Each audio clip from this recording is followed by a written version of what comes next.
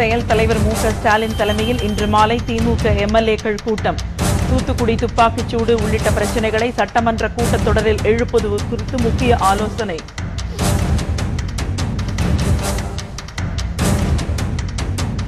தூத்துக்குடியில் துப்பாக்கிச்சூட்டில் காயமடைந்தோரை சந்தித்த துணை முதலமைச்சர் ஓபிஎஸ். பொதுமக்களுக்கு பயந்து போலீஸ் புடைசூழ சென்றதால் பரபரப்பு. கண் துடைப்பு நாடகமாடுவதாக பாதிக்கப்பட்டவர்கள் குற்றச்சாட்டு.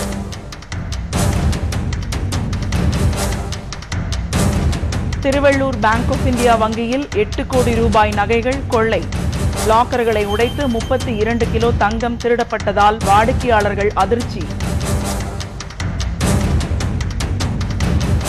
தூத்துக்குடி ஸ்டெர்லைட் ஆலையை நிரந்தரமாக இழுத்து மூடக்கோரி உச்சநீதிமன்றத்தில் வழக்கு. 100 கோடி ரூபாய் அபராத தொகையை முறையாக செலவிடாத தமிழக அரசு மீது நடவடிக்கை எடுக்கவும் வலியுறுத்தல். சேலம் விமான நிலைய விரிவாக்க பணிக்காக நிலம் கையகப்படுத்த எதிர்ப்பு. திமுக சார்பில் மாபெரும் கண்டன ஆர்ப்பாட்டம். ஏராளமானோர் பங்கேற்பு. வணக்கம்.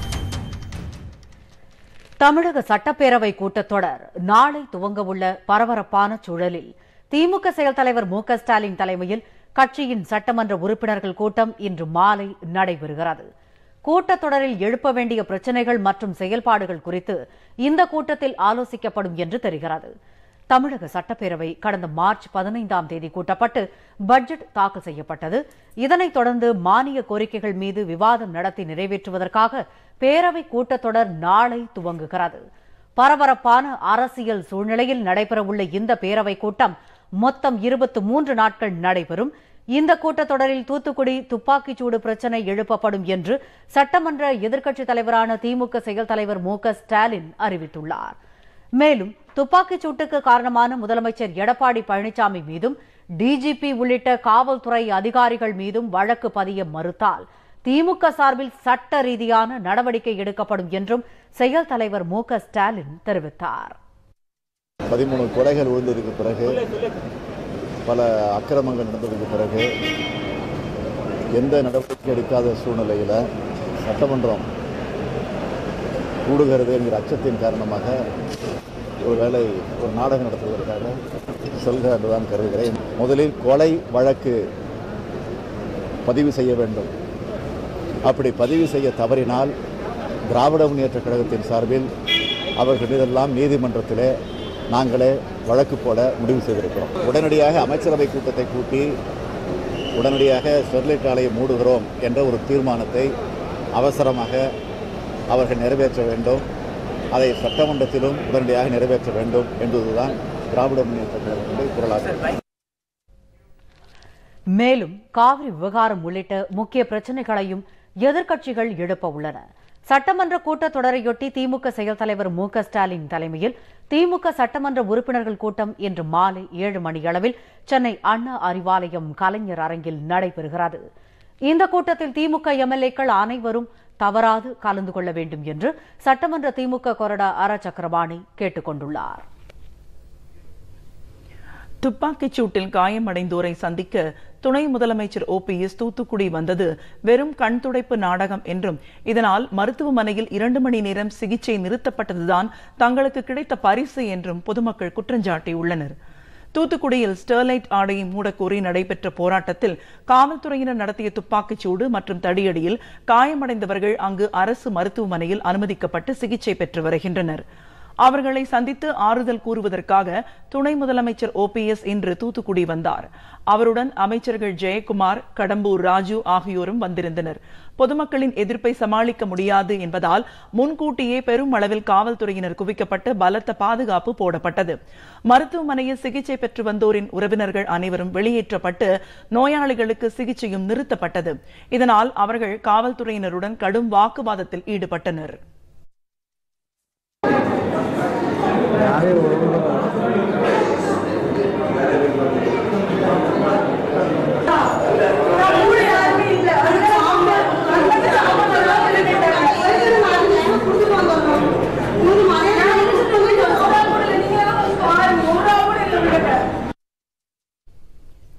இந்நிலையில் பலத்த பாதுகாப்புக்கு இடையில் ஓபிஎஸ் மருத்துவமனைக்குள் சென்று காயமடைந்து சிகிச்சை பெற்று வந்தவர்களை சந்தித்தார்.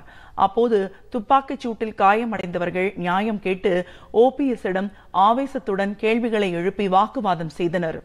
ஸ்டெர்லைட் ஆலையை மூட உடனடியாக அரசாணை வெளியிட வேண்டும் என்றும் வலியுறுத்தினர். ஆனால் இதற்கு உறுதியான பதில் அளிக்காமல் ஓபிஎஸ் மழுப்பலாக அங்கிருந்து வெளியேறினார். ஓபிஎஸ் மற்றும் அமைச்சர்களின் வருகை வெறும் கண்துடைப்பு நாடகம் என்று பாதிக்கப்பட்டவர்களும் உறவினர்களும் குற்றஞ்சாட்டினர். இப்போ வந்தாப்புல ஓபிஎஸ் அவங்க ஜெயக்குமார் அவங்களாம் வந்தாங்க, அமைச்சர் எல்லாருமே கேட்டேன் இந்த மாதிரி ஆயிடுச்சு அப்படின்னு. அவங்களாம் வருத்தப்பட்டாங்க. வருத்தப்படலாம் இருக்கட்டும், ஏதாவது சீக்கிரம் பண்ணுங்க, நிறைய உசுறு போயிட்டுருக்கு அப்படின்னும், எல்லாம் சரியாயிரும் அப்படின்னு மழுப்புற மாதிரி தான் பதில் சொல்கிறாங்களே தவிர தெளிவாக எதுவும் பதில் சொல்ல மாட்டுக்காங்க. ஏதோ ஹெல்ப் பண்ணுவோம் அப்படிங்கிற மாதிரியே போகிறாங்க. யாருமே அப்படியே கலைஞ்சி ஏதாவது கேள்வி கேட்டோம்னா அப்படியே இழுத்துட்டே போயிடுறாங்க. என்னோட நாங்கள் அடிபட்டு 6 நாள் ஆகுது. ஆனால் இன்றைக்கி தான் துணை முதல்வர் ஓபிஎஸ் அவங்க வந்தாங்க. வந்து சும்மா எல்லாத்தையும் பார்க்குற மாதிரி நல்லா இருக்கா, ஆறிடும் அப்படின்னு, காயம்லாம் ஆறிடும் அப்படின்னு சொல்லிட்டு போகிறாங்க. ஆனால் ஸ்டெர்லைட்டை மூடுவீங்களான்னு கேட்டோம், பார்ப்போம் அப்படின்னு சொல்கிறாங்க. எங்களுக்கு வந்து இப்போது ஸ்டெர்லைட்டை கண்டிப்பாக மூடணும். அதுக்கு வந்து அவங்க எழுத்துருவதில் எழுதி எங்களுக்கு வந்து பத்திரிக்கை எல்லாத்தையும் கொடுத்து எங்களுக்கு வந்து தெரியணும். அவங்க குண்டடிப்பட்டதுக்கு யார் இது கொடுத்து ஆர்டர் கொடுத்தான்னு கேட்டோம். கேட்டதுக்கு அவங்க சொன்னாங்க, அப்படியே அமைதியாக நின்னாங்க. அப்போ சரி நீங்கள் சொல்ல முடியுங்க, அப்போ குண்டடிப்பட்டவங்க சுட்டது போலீஸ்ன்னு சொல்லி எல்லாத்துக்குமே தெரியும், அது செய்தியில் எல்லாத்துலேயும் போட்டாங்க. அப்போ அவங்களுக்கு என்ன தண்டனை கொடுக்க போறீங்கன்னு நான் கேட்டேன். அது கண்டிப்பாக தண்டனை கொடுக்கும் அப்படின்னு சொல்லியிருக்காங்க. அதுவும் உறுதியாக இல்லையான்னு தெரில, ஆனால் கண்டிப்பாக அவங்க வந்து தண்டனை கொடுக்கணும். இவ்வளோ நாள் நாங்கள் அடிபட்டு கிடந்ததுக்கு ஸ்டெர்லைட்டையும் மூடணும், தண்டனையும் அவங்களுக்கு கொடுக்கணும். அது வந்து எங்களுக்கு வந்து தெரியணும். இன்னைக்கு உள்ள ஆரம்பிச்சு விட்டுறதே அவங்க தான். இப்போ என்னமோ எங்களுக்கு தெரியும், ஒன்றும் தெரியாத பிள்ளை மாதிரி வந்து நிற்காங்க. அவங்க உள்ள போகிற விட்டுறக்கூடாதான். இருந்தாலும் என்ன செய்யறது, வந்துட்டாங்க. இல்லை அடிவா முதல்ல ஷூட்டிங் முடிஞ்ச அன்னைக்கே என்ன ஏதுன்னு கேட்காத ஆட்கள் இப்போ அந்த 5 லட்சம் கொடுக்காங்க. மக்கள் இந்த பணத்தை கொடுத்தா வாயை மூடுவாங்கன்னு நினச்சி போயிட்டு இருக்காங்க. இவங்க ஏன் வந்தாங்கன்னு இன்னும் தெரியல. ஆரம்பத்தில் வந்து பண்ண தப்பெல்லாம் இவங்க. ஆனால் இப்போ ஏதோ நாங்கள் நல்ல பிள்ளை, நாங்கள் எதுவுமே செய்யலை அப்படின்னு நல்ல பிள்ளை மாதிரி வந்துட்டாங்க. முன்னதாக பத்திரிகையாளர்களையும் ஊடகத்துறையினரையும் மருத்துவமனைக்குள் ஓபிஎஸ் உடன் செல்ல காவல்துறையினர் அனுமதிக்கவில்லை. பின்னர் அங்கிருந்து வன்முறை சம்பவங்கள் நிகழ்ந்த மாவட்ட ஆட்சியர் அலுவலகம் உள்ளிட்ட இடங்களை ஓபிஎஸ் பார்வையிட சென்ற போதும் பொதுமக்கள் அருகில் வராதபடி வடம் பிடித்து போலீசார் பலத்த பாதுகாப்புடன் அவரை அழைத்துச் சென்றனர். பாதிக்கப்பட்ட தூத்துக்குடி மாவட்ட மக்கள் அவரை எந்த இடத்திலும் நெருங்க விடாமல் காவல்துறையினர் பார்த்துக் கொண்டனர். தூத்துக்குடி துப்பாக்கிச்சூடு சம்பவத்திற்கு மத்திய மாநில அரசுகளை பொறுப்பேற்க வேண்டும் என்று மார்க்சிஸ்ட் கம்யூனிஸ்ட் கட்சியின் மாநில செயலாளர் கே பாலகிருஷ்ணன் வலியுறுத்தியுள்ளார்.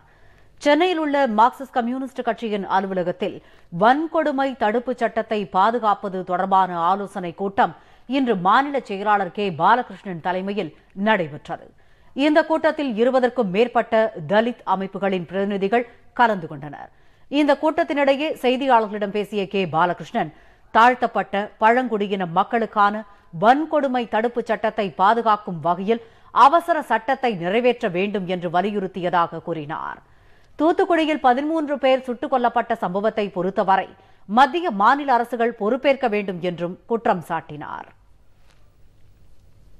ஒரு போராட்டம் என்கிற வகையில் 5 பேருக்கு மேல கூடுகிறவர்களுக்கு அனுமதிக்க கூடாது என்பதுதான் சட்டமே தவிர எந்த 144 முதலமைச்சர் போகக்கூடாது, துணை முதலமைச்சர் போகக்கூடாதுன்னு இருக்கு. திரும்ப திரும்ப துப்பாக்கி சூட நியாயப்படுத்துகிற முறையில் தான் ஆட்சியாளர் இருக்கிறாங்க.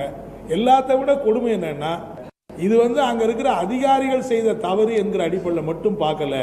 இது மாநில அரசு மத்திய அரசாங்கத்துடைய வழிகாட்டுதலோடு நடத்தப்பட்ட திட்டமிட்ட படுகொலை என்பதுதான் எங்களுடைய அழுத்தமான கருத்து. இதேபோல தூத்துக்குடியில் நடைபெற்ற துப்பாக்கிச்சூடு காவல்துறையினர் திட்டமிட்டு நடத்திய நவீன முறை என்கவுண்டர் என்றும் ஸ்டெர்லைட் நிர்வாகத்தின் கூலிப்படையாக தமிழக காவல்துறை செயல்பட்டிருப்பதாகவும் திராவிடர் கழக தலைவர் கி வீரமணி, இந்திய கம்யூனிஸ்ட் கட்சியின் மாநில செயலாளர் இரா முத்தரசன் ஆகிய தலைவர்கள் குற்றம் சாட்டியுள்ளனர். ஸ்டெர்லைட் ஆலையை மூடுவது குறித்து சட்டப்பேரவையில் தமிழக அரசு கொள்கை முடிவெடுக்க வேண்டும் என்றும் அவர்கள் வலியுறுத்தியுள்ளனர். தூத்துக்குடியில் நடந்தது சட்டப்படி துப்பாக்கி பிரயோகத்துக்கு அனுமதி கொடுத்தது யார்? துப்பாக்கி பிரயோகங்கள் எப்படி அதீதமான நிலைமை கட்டுக்கடங்காமல் போனால் நடத்தலாம் என்று காவல்துறைக்கு இதுவரையில் கொடுத்திருக்கிறார்களோ அந்த மாதிரியான விதிமுறைகள் அதில் பின்பற்றப்பட்டிருக்கிறதா என்று பார்க்க வேண்டும். சென்னை உயர்நீதிமன்றத்தினுடைய மேற்பார்வையில் இருக்கிற நீதிபதிகள் அதை விசாரணை செய்தால்தான் உண்மை வரும். அதோடு அந்த துப்பாக்கிச்சூடு நடந்த முறை மேலே இருந்து எல்லா தொலைக்காட்சிகளிலும் அந்த காட்சிகள் வந்திருக்கிறது. இது திட்டமிட்ட ஏற்பாடு. இது ஒரு நவீன முறை என்கவுண்டர். அவ்வளவு. அரசால் திட்டமிட்டு நடத்தப்பட்ட வன்முறை என்பது ஒரு மறுக்க முடியாத பேர் உண்மையாகும். இந்த ஸ்பெஷல் டீம் என சொல்லப்படுகிற குறிப்பிட்ட நபர்களை தேர்வு செய்து அவர்களுக்கு நன்கு பயிற்சி அளித்து அந்த பயிற்சி பெற்ற ஏறத்தாழ ஒரு 10 பேர் மஞ்சள் பனியன் அணிந்திருப்பவர்கள் அவர்களோடு சேர்ந்து மாவட்ட ஆட்சித்தலைவர் தனியாக புகைப்படம் எடுத்துக்கொண்ட அந்த புகைப்படமும் வெளியாகி இருக்கிறது.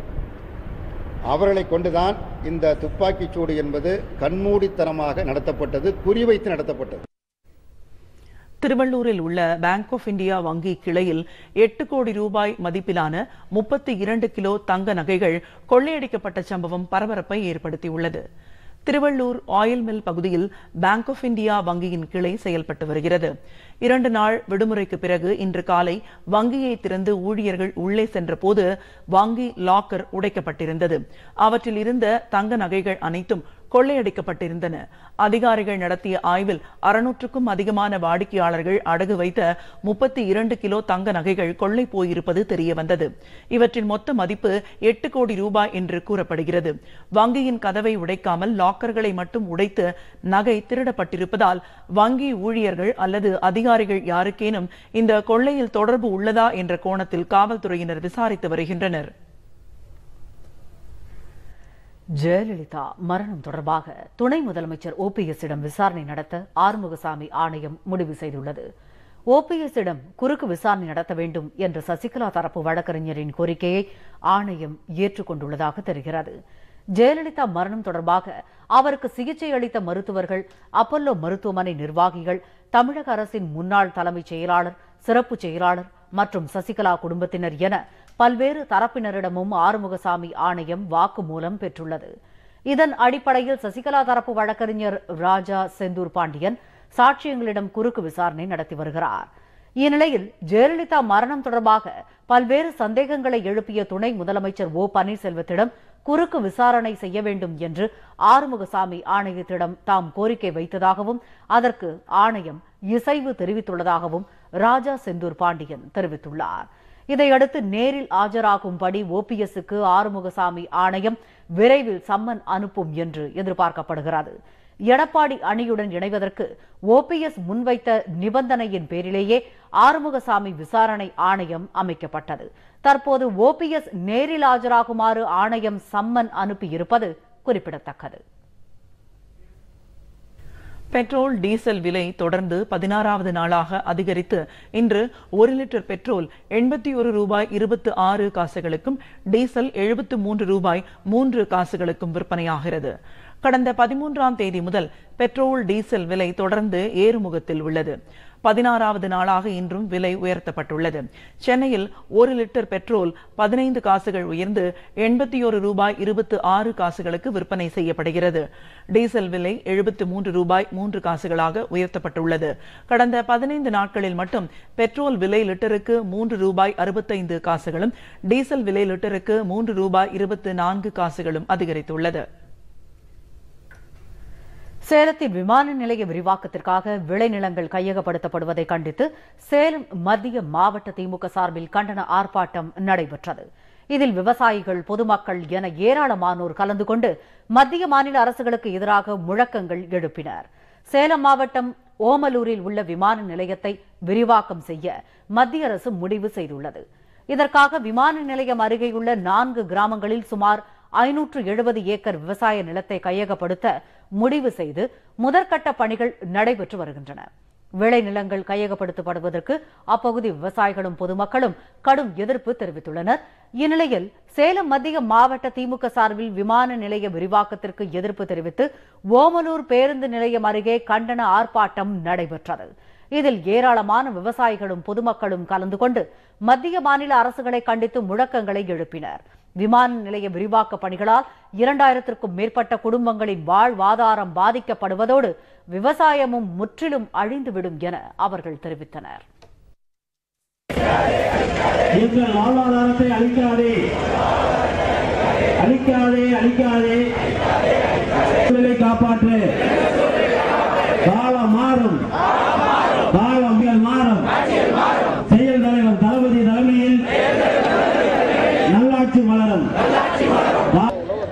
சேலம் விமான நிலைய விரிவாக்கம் என்கிற பெயரில் விவசாயிகள் நிலத்தை 570 ஏக்கர் நிலத்தை காமலாபுரம், பொட்டியபுரம், சிக்கனம்பட்டி, தும்பிப்பாடி ஆகிய 4 ஊராட்சிகளில் இருக்கிற நிலத்தை கையகப்படுத்த மத்திய அரசு முயற்சிக்கிறது.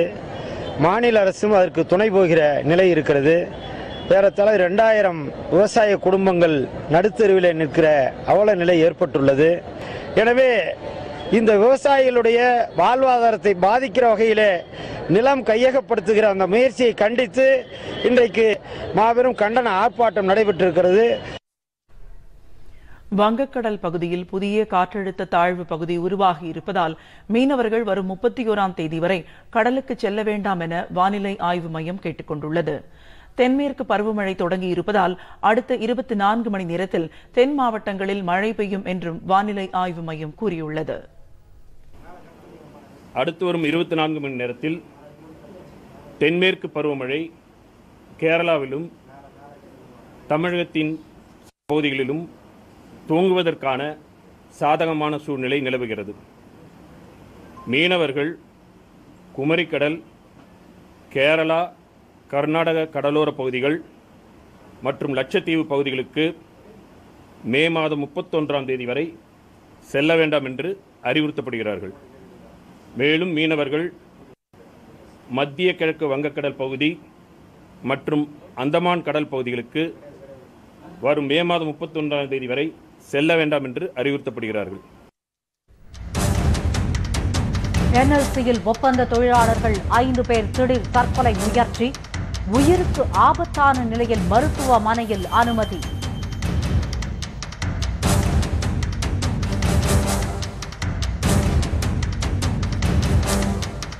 சென்னை, காஞ்சிபுரம் மாவட்டங்களில் 24 மணி நேரத்தில் 5 பேர் படுகொலை.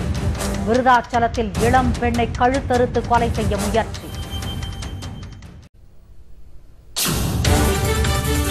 செய்திகள் தொடர்கின்றன. அனுபவம் இல்லாத தொழில் பிரிவுக்கு இடமாற்றம் செய்யப்பட்டதை கண்டித்து NLC ஒப்பந்த தொழிலாளர்கள் 5 பேர் திடீரென தற்கொலைக்கு முயன்ற சம்பவம் பரபரப்பை ஏற்படுத்தியுள்ளது. 5 பேரில் 2 நிலைமை மிகவும் கவலைக்கிடமாக உள்ளது. நெய்வேலி NLC நிறுவனத்தின் முதலாவது சுரங்க விரிவாக்க பணிகளுக்கு 2000க்கும் மேற்பட்டவர்கள் வீடு, நிலங்களை கொடுத்துவிட்டு அதே ஆலையில் ஒப்பந்த தொழிலாளர்களாக வேலை பார்த்து வருகின்றனர். 2 மாதங்களுக்கு முன்பு 41 பேருக்கு முற்றிலும் மாறுபட்ட வேறு வேலைக்கு மாற்றினர். மாதத்தில் 26 நாட்கள் வேலை தரப்பட்ட நிலையில் தற்போது 15 நாட்களுக்கு மட்டுமே பணி வழங்கப்படுகிறது. அனுபவம் இல்லாத புதிய பணியை செய்ய முடியாத நிலையில் தொழிலாளர்கள் வேலைநிறுத்தம் மேற்கொண்டனர். இது தொடர்பாக நடைபெற்ற பேச்சுவார்த்தை தோல்வியடைந்தது. இதனால் மனம் உடைந்த 25 தொழிலாளர்கள் இன்று முதலாவது சுரங்க விரிவாக்க பகுதி நுழைவாயில் எதிரே போராட்டம் நடத்தினர். இதில் திருவள்ளுவன், ஜெயராஜ், பாஸ்கரன், விநாயகமூர்த்தி, குமார் ஆகியோர் திடீரென விஷம் குடித்து தற்கொலைக்கு முயற்சி செய்தனர். அருகில் இருந்தவர்கள் அவர்களை காப்பாற்றி ஆம்புலன்ஸ் மூலம் NLC மருத்துவமனைக்கு அனுப்பினர். அங்கிருந்து மேல் சிகிச்சைக்காக அவர்கள் புதுச்சேரி கொண்டு செல்லப்பட்டனர். இதில் 2 நிலைமை கவலைக்கிடமாக இருப்பதாக கூறப்படுகிறது. இந்த தற்கொலை முயற்சி சம்பவத்தால் நிர்வாகத்தின் மீது தொழிலாளர்கள் மிகுந்த கோபம் கொண்டுள்ளனர்.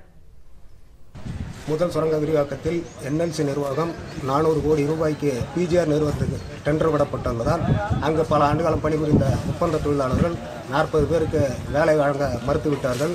இதன் காரணமாக அந்த தொழிலாளர்கள் 2 மாத காலம் பல்வேறு போராட்டங்களில் ஈடுபட்டும் அவர்களுக்கு வேலை வழங்காததால் அதனால் ஏற்பட்ட மன உளைச்சலின் காரணமாக இன்றைக்கு 25க்கும் மேற்பட்ட ஒப்பந்த தொழிலாளர்கள் விஷமருந்து தற்கொலைக்கு முயற்சித்திருக்கிறார்கள்.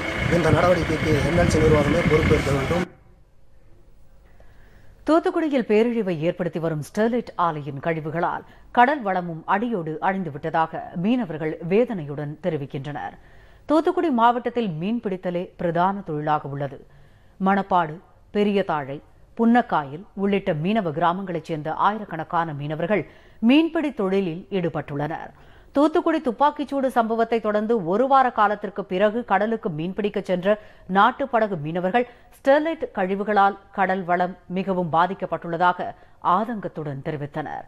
கடலில் 7 நாட்கள் தங்கியிருந்தும் 50,000 ரூபாய்க்கான மீன்கள் கூட கிடைக்கவில்லை என்றும் அந்த அளவிற்கு மீன் இனமே அழிந்துவிட்டது என்றும் அவர்கள் வேதனையுடன் தெரிவித்தனர். 2 நாள்ல மீனை பிடிச்சி வருவோம். இப்ப கடல்ல ஒண்ணுமே கிடையாது. அந்த லெவலுக்கு தான் பாதிக்கப்பட்டிருக்கு கடல். ஒண்ணுமே கிடையாது. 1 வாரம் போனாதான் 50,000 மீனை பிடிக்க முடியும். 1 வாரம்னா 7 நாள் கடந்தாதான் இந்த கடல்ல 50,000 மீன் வறுக்கங்க போற அழிஞ்சு போய் தான் இருக்கு. அண்மை காலமாக இறந்த நிலையில் மீன்கள் குவியலாக கரை ஒதுங்கியதாக கூறும் மீனவர்கள் கடல் நீரை ஆய்வுக்கு கொடுத்த போது அதில் அமிலங்கள் கலந்திருப்பதே இதற்கு காரணம் என தெரிய வந்திருப்பதாக கூறினர். இந்த கடல்லையும் அந்த கழிவு நீர் கலந்து மீன் மாசு கட்டுப்பாடுன்னு சொல்லி மீன் ஏகப்பட்ட மீன் செத்து ஒரு போன மாதம் 24ஆம் தேதியில் ஏகப்பட்ட மீன் செத்து கரை ஒதுங்கிருச்சு. ஏகப்பட்ட மீன் அதை நாங்கள் லேப்புக்கு கொண்டு போய் அதை செக் பண்ணி பார்க்கும்போது இது ரசாயன தண்ணி கலந்துருக்கிறதுனால அந்த மீன்கள் செத்துருக்கு அப்படின்னு சொல்லி எங்களுக்கு லேப்பில் இருந்து ரிப்போர்ட் வந்துருச்சு. துப்பாக்கிச்சூடு சம்பவத்தால் பெரும்பாலான மீனவர்கள் கடலுக்கு மீன்பிடிக்க செல்ல இயலவில்லை. இதனால் தூத்துக்குடி மீனவர்களின் வாழ்வாதாரம் கடுமையாக பாதிக்கப்பட்டுள்ளது. பணம் கொடுத்து எதையும் மறைத்து விடலாம் என தமிழக அரசு நினைப்பதாகவும் தூத்துக்குடி ஸ்டெர்லைட் ஆலையை மூடும் வரையில் போராட்டம் தொடரும் எனவும் மக்கள் அதிகார அமைப்பினர் தெரிவித்துள்ளனர். தூத்துக்குடி துப்பாக்கிச்சூடு சம்பவத்திற்கு எதிர்ப்பு தெரிவித்து போராடிய மக்கள் அதிகாரம் அமைப்பைச் சேர்ந்தவர்களை காவல்துறையினர் கைது செய்தனர். சென்னையில் கைது செய்யப்பட்டுள்ளவர்களை பிணையில் விடுவித்த நீதிமன்றம் தினமும் நீதிமன்றத்தில் கையெழுத்திடுமாறு உத்தரவிட்டது. இதையடுத்து அல்லிக்குளம் நீதிமன்றத்தில் கையெழுத்திட்ட மக்கள் அதிகாரம் அமைப்பைச் சேர்ந்தவர்கள் செய்தியாளர்களுக்கு பேட்டி அளித்தனர். ஒரு சாதாரண போராட்டத்திற்கு துப்பாக்கிச்சூடு அடக்குமுறையை கையாண்டது ஏன் என அவர்கள் கேள்வி எழுப்பினர்.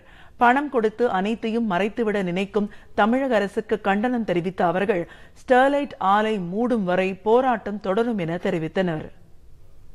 இந்த அரசு இப்படி அச்சுறுத்தி மிரட்டி அடக்குமுறை செய்து இந்த மாதிரி பணத்தை கொடுத்து அவர்கள் சால்வ் பண்ணிடலாம்னு நினைக்கிறாங்க. அது ஒரு நாள் முடியாது. அதுக்கு அதிமுக காரர்கள் வேணா அதுக்கு உடன்படலை தவிர போராடும் பொதுமக்கள் என்றைக்கும் அதற்கு அடிபணிய மாட்டார்கள். அதற்கு அவங்க அடங்கி போக மாட்டார்கள். ஸ்டெர்லைட் ஆலை நிரந்தரமாக மூடுறது தான் அந்த தூத்துக்குடி மக்களுடைய இயல்பு வாழ்க்கை மட்டுமல்ல, தமிழக மக்களுடைய இயல்பு வாழ்க்கை திரும்புவதற்கும் அதுதான் முழுமையான தீர்வாக இருக்க முடியும். இதனிடையே தூத்துக்குடியில் கைது செய்யப்பட்ட மக்கள் அதிகாரம் அமைப்பைச் சேர்ந்த 20 பேரை காவல்துறை எங்கு மறைத்து வைத்துள்ளது என்று தெரியவில்லை என்றும் அவர்களை உடனடியாக விடுவிக்க வேண்டும் எனவும் கோரிக்கை விடுத்தனர். சென்னை, காஞ்சிபுரம் மாவட்டங்களில் 24 மணி நேரத்தில் 5 பேர் படுகொலை செய்யப்பட்டுள்ளனர். செங்கற்பட்டு சுற்று வட்டார பகுதிகளில் மட்டும் அடுத்தடுத்து 5 கொலைகள் அரங்கேறியுள்ள சம்பவத்தால் அப்பகுதி மக்கள் பீதியில் ஆழ்ந்துள்ளனர். காஞ்சிபுரம் மாவட்டம் செங்கற்பட்டை அடுத்த பழவேலி பகுதி தேசிய நெடுஞ்சாலை அருகிலுள்ள முட்புதரில் பெண் ஒருவர் உயிருடன் எரிந்து கொண்டிருப்பதைக் கண்டு அதிர்ச்சியடைந்த அப்பகுதி மக்கள் காவல்துறையினருக்கு தகவல் கொடுத்தனர். காவல்துறையினர் வருவதற்குள் அப்பெண் முழுவதும் தீயில் கருகி உயிரிழந்தார். இதேபோன்று படாளத்தில் ஏழுமலை என்பவர் கழுத்து அறுபட்டு கொலை செய்யப்பட்டு கிடந்தார். செங்கற்பட்டு தட்டான்மலையில் மதுபோதையில் நண்பர்களுக்கிடையே ஏற்பட்ட தகராறில் நவீன்குமார் என்பவர் அடித்து கொலை செய்யப்பட்டார். இந்த பரபரப்பு அடங்குவதற்குள் பெண் ஒருவரும் எரித்து கொலை செய்யப்பட்ட நிகழ்வால் செங்கற்பட்டு சுற்றுவட்டார பகுதி மக்கள் அதிர்ச்சியில் உறைந்துள்ளனர். காவல்துறையினரின் மெத்தன போக்கே கொலை சம்பவத்திற்கு காரணம் என அப்பகுதி மக்கள் குற்றம் சாட்டியுள்ளனர். இதேபோன்று சென்னையில் முன்விரோதம் காரணமாக இளைஞர் ஒருவர் அடித்து கொலை செய்யப்பட்டார். கண்ணகி நகரைச் சேர்ந்த பெயிண்டரான விமல்ராஜ் என்பவருக்கும் அதே பகுதியைச் சேர்ந்த சிலருக்கும் முன் விரோதம் இருந்ததாக கூறப்படுகிறது. இந்நிலையில் அந்த பகுதியில் உள்ள ஏரியில் தலை, கை, கால்கள் வெட்டப்பட்ட நிலையில் விமல்ராஜ் உயிரிழந்து கிடந்தார். இதுகுறித்து காவல்துறையினர் வழக்கு பதிவு செய்து விசாரணை நடத்தி வருகின்றனர். இதேபோல விருதுநகர் மாவட்டம் ராஜபாளையம் அருகே சேத்தூர் நெடுஞ்சாலையில் ஐயனார் என்ற ஆட்டோ ஓட்டுநர் படுகொலை செய்யப்பட்டார். கடலூர் மாவட்டம் விருதாச்சலத்தில் தனியார் கம்பெனியில் பணிபுரியும் அசோனா தனது தோழி வினோனிக்கு கல்லூரி விண்ணப்பம் வாங்குவதற்காக கவுஞ்சியப்பர் அரசு கலைக்கல்லூரிக்கு நடந்து சென்றார். அப்போது மோட்டார் சைக்கிளில் வந்த மர்ம நபர் கத்தியால் அசோனாவை கழுத்தில் கிழித்துவிட்டு தப்பினார். அருகில் இருந்தவர்கள் அவரை மீட்டு மருத்துவமனைக்கு அனுப்பினர். பட்ட பகலில் நடைபெற்ற இந்த சங்கிலி பறிப்பு முயற்சி அந்த பகுதியில் மக்கள் மத்தியில் அச்சத்தை ஏற்படுத்தியுள்ளது. தமிழகத்தில் சட்டம் ஒழுங்கு சீர்குலைந்து நாளுக்கு நாள் அதிகரித்து வரும் கொலை, கொள்ளை சம்பவங்களால் மக்கள் அச்சத்தில் உறைந்துள்ளனர். சென்னையில் மெட்ரோ ரயில்களில் இன்று 4வது நாளாக பொதுமக்கள் இலவசமாக பயணம் செய்து மகிழ்கின்றனர். சென்னையில் சென்ட்ரலில் இருந்து கோயம்பேடு வழியாக விமான நிலையம் வரையிலும் மற்றொரு வழித்தடத்தில் விமான நிலையத்தில் இருந்து AGDMS வரையிலும் முழுமையாக பணிகள் முடிந்து கடந்த வெள்ளிக்கிழமை போக்குவரத்து துவங்கியது. இதையடுத்து பொதுமக்கள் மெட்ரோ ரயில் குறித்து அறிந்து கொள்ளும் பொருட்டு இலவசமாக பயணம் செய்ய அனுமதிக்கப்பட்டது. கடந்த 3 நாட்களில் 3 லட்சத்திற்கும் அதிகமானோர் மெட்ரோ ரயிலில் பயணம் செய்த நிலையில் 4வது நாளாக இன்றும் இலவச பயணத்திற்கு அனுமதிக்கப்பட்டுள்ளது. இந்த சர்வீஸ் ரொம்ப நல்லா இருக்கு. இது ரொம்ப மக்களுக்கு ரொம்ப நல்ல வசதியா இருக்கு. ஸோ இது கண்டினியூ பண்ணால் ரொம்ப நல்லாயிருக்கும். ரேட்ஸை கொஞ்சம் கம்மி பண்ணால் நல்லாயிருக்கும். ஏன்னா எல்லாரும் அனுபவிக்கலாம் இந்த கம்ஃபர்ட்டை. இந்த மெட்ரோ ரயில் திட்டம் திமுக ஆட்சியில் உருவாக்கப்பட்டு பணிகள் துவங்கப்பட்டன. ஆனால் ஆட்சி மாற்றம் ஏற்பட்ட பின் அதிமுக அரசு மெத்தனமாக இருந்ததால் கடந்த 2015ஆம் ஆண்டிற்கு முன்னதாகவே முடிய வேண்டிய பணிகள் இன்னும் நிறைவு பெறாமல் உள்ளது. மெட்ரோ ரயில் திட்டம் சென்னை மாநகர மக்களுக்கு வரப்பிரசாதம் என்ற போதிலும் கட்டணத்தை குறைக்க வேண்டும் என்று பெரும்பாலானோர் தெரிவித்துள்ளனர். போக்குவரத்துக்கு ரொம்ப பயனுள்ள ஒரு சேவையை நம்ம கலைஞர் காலத்தில் இதை கொண்டு வந்தாங்க. இது நிச்சயமா ஒரு மிகப்பெரிய சென்னை வாசிகளுக்கு மிகப்பெரிய ஒரு போக்குவரத்து வசதியை ஏற்படுத்தி கொடுத்தது. So it's a beautiful mode of transport. But ஒரே ஒரு கஷ்டம் என்னன்னா அந்த டிக்கெட் ப்ரைஸ் ரொம்ப அதிகமாக இருக்கு.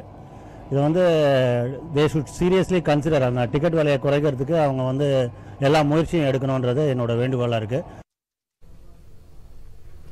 மெட்ரோ ரயில் திட்டத்தில் DMS முதல் வண்ணாரப்பேட்டை வரையிலான பணிகள் இன்னும் முடிக்கப்படாமல் உள்ளது. இப்பணியும் முடிவடைந்ததால் மெட்ரோ ரயில் திட்டம் நிறைவடையும்.